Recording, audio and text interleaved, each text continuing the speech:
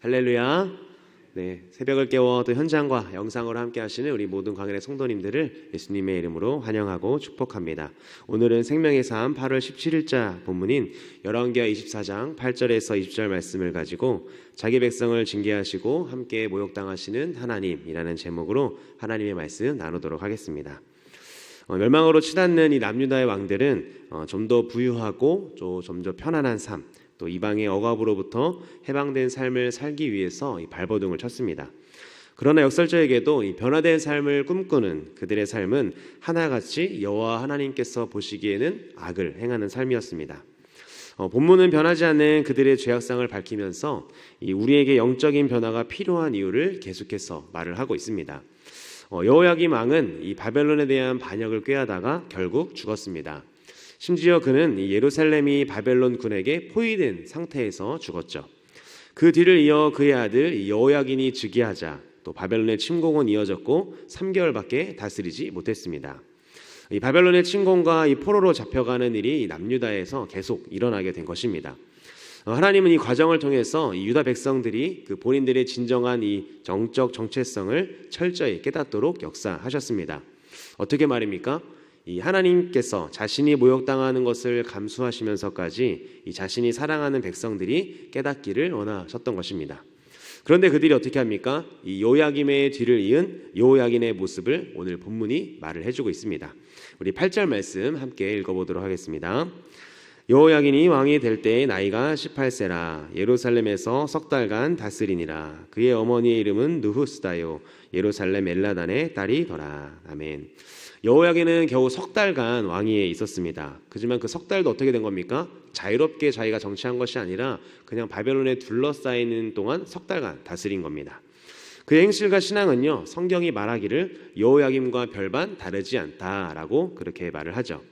결국 여호야긴은 왕이 되자마자 이 바벨론의 침공을 당했고 또 느부갓네살 앞으로 나아가 그에게 잡혔는데 이는 자발적으로 항복해서 자신이 바벨론의 포로이자 신하이기를 자처한 모습이었습니다. 생각해 보시기 바랍니다. 얼마나 비참한 순간입니까? 18살밖에 되지 않은 이 청소년 왕과 그리고 그의 어머니가 이 느부갓네살 왕 앞에 나아가 머리를 조아린 것이죠. 그의 이름의 뜻이 무엇입니까? 여호야긴. 이름의 뜻은 여호와께서 확고하게 하신다, 또 여호와께서 세우신다라는 그런 의미를 갖고 있습니다. 그런데 그의 삶을 보면 어떻습니까? 하나님을 떠난 자의 삶은 이름의 의미와는 다른 삶을 보여주고 있습니다. 하나님께서 세우신다라는 이름의 뜻이 있는데 하나님이 세운 것을 오히려 무너뜨리는 삶, 그게 바로 그 여호야긴의 삶이었죠. 열왕기하 24장 13절 말씀 우리 함께 보겠습니다. 그가 여호와의 성전의 모든 보물과 왕궁 보물을 집어내고 또 이스라엘의 왕 솔로몬이 만든 것 그 여호와의 성전의 금그릇을 다 파괴하였으니 여호와의 말씀과 같이 되었더라. 아멘. 어떻게 되었습니까? 이 성전과 왕궁에 있는 모든 보물이 약탈당했고 또 금으로 만든 집기들은 다 파괴되어서 군병들의 전리품이 되었습니다. 점령군이 피점령국의 성전을 약탈하는 것은요, 그 당시 그 신의 명예를 훼손하려는 행위였습니다. 그러니까 바벨론의 이 행위는 이런 메시지가 있는 것입니다. 여호와라는 신이 자기 집도 지키지 못한다라는 그 메시지가 그 성전을 약탈하면서 그들에게 말해주고 있는 것이죠. 게다가 이 솔로몬 시절과 비교하면서 성경은 그 비극을 더 극대화합니다. 솔로몬 시절에는 그 모든 좋은 것들과 또 귀한 것들이 오히려 이스라엘로 유입이 되고 또 그의 지혜와 또 업적을 보기 위해서 많은 사람들이 그 예루살렘을 방문했었는데 이제는 어떻게 된 겁니까? 위대함을 보여주고 있었던 것들이 다 밖으로 유출되고 또 빼앗기고 또 사라지고 또 부서지고 약탈 당하게 된 것입니다. 백성들 또한 어떻게 됩니까? 많은 사람들이 오던 이스라엘 땅이 다른 나라로 약탈되어서 포로로 끌려가게 됩니다. 이는 유다의 종교와 그리고 정치가 무너졌음을 의미하죠. 또한 왕들과 그의 일족들 또 그리고 용사와 또 장인 그리고 대장장이 등의 인적 자산이 모두 이 바벨론 땅으로 끌려가게 된 것입니다.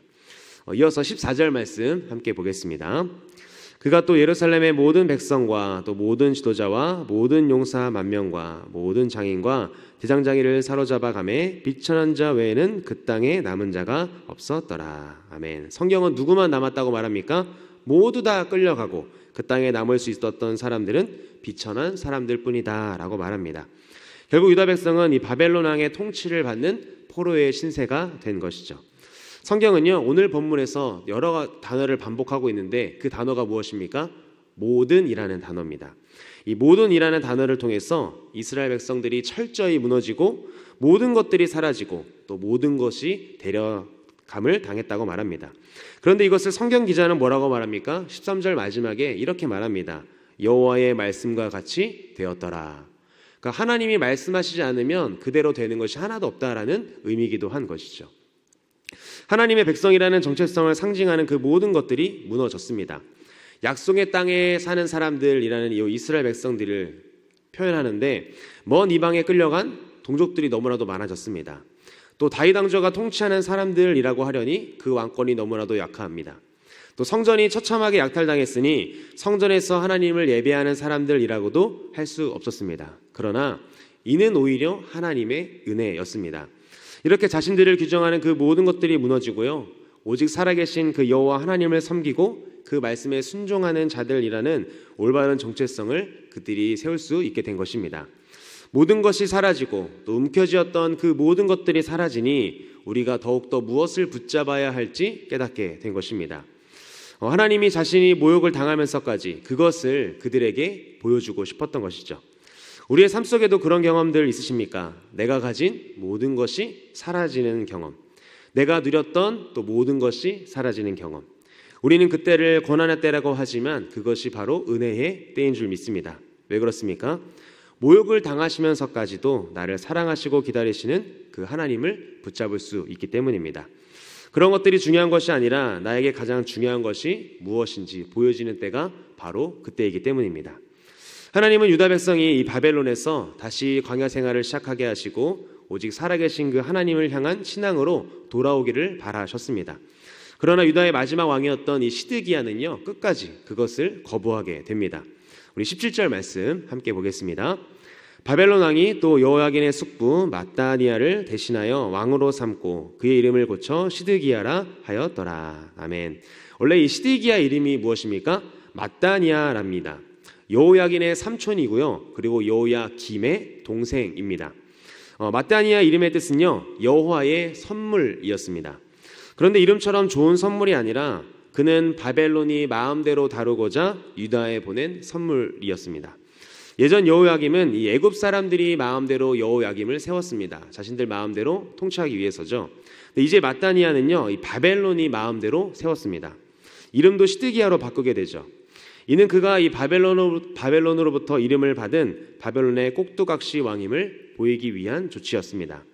유다가 예전에는 애굽이든 지금은 바벨론이든 이 이방 나라들의 손에 의해서 이 좌지우지 되는 모습을 보여주고 있습니다. 예레미야는 그래서 계속해서 이 하나님의 말씀을 전했는데요. 예레미야 27장 8절에는 이렇게 적혀 있습니다. 여호와의 말씀이니라. 바벨론의 왕 느부갓네살을 섬기지 아니하며 그 목으로 바벨론의 왕의 멍에를 매지 아니하는 백성과 나라는 내가 그들이 멸망하기까지 칼과 기근과 전염병으로 그 민족을 벌하리라. 아멘. 무슨 말입니까? 예레미야는 계속해서 말을 했습니다. 하나님의 말씀을 전했죠. 바벨론을 배신하면 안 된다. 그렇게 되면 너희들이 칼과 기근과 전염병으로 망할 것이다 라는 예언을 계속했습니다. 그러나 시드기야는요, 예레미야 선지자의 그 메시지 선포에도 불구하고 자기 주위의 그 친 애굽 인사들의 말만 들으려고 했고, 또 주위의 작은 나라들인 두로와 시돈, 그리고 모압과 에돔, 그리고 암몬 등이 힘을 합쳐서 이 애굽의 도움을 받아 바벨론에게 저항하려는 그 움직임이 생기자 자신도 거기에 이 동조하려고 했습니다. 물론 지리적으로 애굽이 바벨론에 비해서 이 유다에 훨씬 더 가까웠고 바벨론은 유다 지역에 그리 큰 관심을 두지 않았기 때문에 시드기야는 이 바벨론을 배반해도 내가 이 애굽의 도움을 받고 나라들이 연합하면 이 바벨론을 막아낼 수 있으리라 라고 그렇게 생각했던 것입니다. 그러나 이는 예레미야를 통해 주어진 그 하나님의 말씀에 대한 불순종이었고 인간의 깨와 인간의 힘을 의지하였던 어리석은 선택이었습니다. 하나님의 말씀을 믿지 못하고 또 순종하지 못한 시드기야는요, 결국 남유다의 마지막 왕이 됩니다. 선한 왕이었던 그 아버지 요시야에게 이 아들이었던 시드기야가 별로 배운 것이 없었던 것이죠. 눈으로는 그 국제 정세를 제대로 보지도 못했고 또 귀로는 이 거짓 선지자들의 말만 듣다가 결국은 바벨론을 배신함으로써 남유다의 멸망을 안겨주게 되었습니다. 하나님이 많은 일들을 통해서 그에게 메시지를 주셨음에도 불구하고 하나님의 선물이 되지 못했던 것입니다. 그가 여호와의 선물이 되기 위해선 하나님의 종으로 살아야 했었습니다. 우리는 자신이 원하는 대로 살아가는 것이 이 자유라고 생각합니다. 하지만 주님의 종이 되어서 주의 말씀을 지키는 자가 이 진정한 자유의 길을 걷게 되는 줄 믿습니다. 진정한 자유는 역설적이게도 하나님의 종이 되는 것입니다. 사람의 종이 아니라 하나님의 종이 되어서 이 자기 백성을 징계하시기 위해 자신이 모욕을 당하시기도 하고 또 수치를 당하시면서까지 우리를 사랑하시고 또 돌아오기를 바라시는 그 주님께 나아가는 저와 여러분 되기를 간절히 소망합니다. 말씀을 맺겠습니다. 하나님의 백성은 살아계신 그 하나님과 그 말씀에서 자기의 정체성을 찾아야 합니다. 하나님 앞에서 죄를 범하면서도 하나님께 보호받을 수 있으리라 생각해서는 안 되는 것이죠. 하나님은 다윗의 왕조도 그 위대했던 솔로몬의 성전도 아깝게 여기지 않으시고 다 이방 나라들을 통해서 파괴하셨습니다. 이방 민족들에게 수치를 당할 것을 아시면서도 내 백성들이 깨닫기를, 내 백성들이 이 껍데기들을 버리고 나에게로 돌아오기를 바라셨습니다. 어떻게 보면 부모의 마음으로 아픈 가슴을 내리치시면서 징계하시고 자기의 살이 깎아지는 아픔까지도 겪으면서 그렇게 돌아오기를 원하셨던 것이죠.